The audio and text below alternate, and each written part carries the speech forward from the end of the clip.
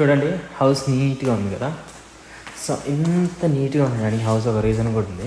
మా ఇంట్లో భయంకరమైన రూల్స్ అండ్ రెస్ట్రిక్షన్స్ ఉంటాయి. సో ఒకసారి చూద్దాం ఆ రూల్స్ అండ్ రెస్ట్రిక్షన్స్ ఏంటో. ఇవే మా rules. Clean as you go. మనం అయిపోయిన తర్వాత బాత్రూమ్ క్లీన్ చేయాలి. No noise after 11 PM. 11 తర్వాత నాయిస్ ఉండకూడదు. 11 తర్వాత లాండ్రీ వేయకూడదు. మనం యూజ్ చేసుకున్న డిషెస్ కానీ ప్లేట్స్ కానీ మనం కడగాలి. ట్రాష్ బిన్స్ ఫిల్ అయిపోయినాక ట్రాష్ బిన్స్ బయట పెట్టాలి. ఓకేనా. 11 తర్వాత మన రూమ్మేట్స్కి ఓకే అయితే నో ప్రాబ్లం, లేకపోతే కాల్స్ అనేది మాట్లాడకూడదు. రెస్పెక్ట్ అదర్ స్లీప్ అనమాట. ఎందుకంటే అందరూ పొద్దున్నే షిఫ్ట్కి వెళ్తారు.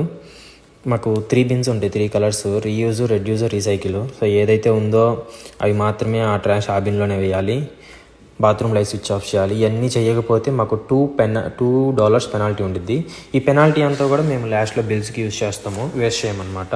అందుకే మా హౌస్ అనేది ఇంత క్లీన్గా ఉంటుంది.